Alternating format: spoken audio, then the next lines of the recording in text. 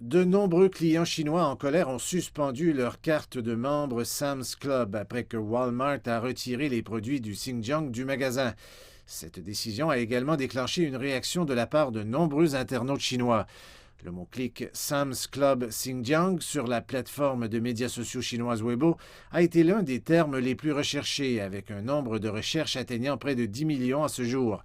Sam's Club n'a pas répondu aux questions de CGTN. Les experts juridiques sont d'avis que les accusations américaines concernant les produits du Xinjiang sont sans fondement. La loi crée une présomption réfutable, selon laquelle tous les biens partiellement ou entièrement produits dans la région du Xinjiang sont entachés de travail forcé, à moins que les entreprises ne présentent des preuves claires et convaincantes que les importations en provenance de la région ne sont pas effectuées avec du travail forcé. En fait, il est impossible de fournir des preuves claires et convaincantes, car le gouvernement américain ne reconnaîtra aucune preuve qui n'est pas certifiée par un tiers. Zhang Yishuan dit que la législation américaine viole les principes du droit international et les principes de libre-échange de l'Organisation mondiale du commerce. De telles mesures sont également en violation directe des lois américaines.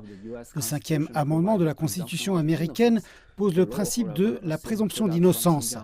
La législation, cependant, suppose que les produits du Xinjiang sont fabriqués avec du travail forcé, ce qui est une présomption de culpabilité en premier lieu. Par conséquent, il contredit la Constitution et n'aurait aucune chance de survie s'il était contesté légalement devant un tribunal fédéral. Le Xinjiang est un important fournisseur de fruits en Chine et un fournisseur mondial de coton. Les données officielles montrent que la région a la production de fruits par habitant la plus élevée de Chine. Le Xinjiang fournit également environ 20% du coton dans le monde et plus de 40% du polysilicium de qualité solaire dans le monde. L'expert a déclaré que l'interdiction des marchandises en provenance du Xinjiang nuirait au marché non seulement en Chine, mais également aux États-Unis. L'application de la loi signifie que les États-Unis tentent en fait de retirer le Xinjiang de la chaîne d'approvisionnement industrielle mondiale.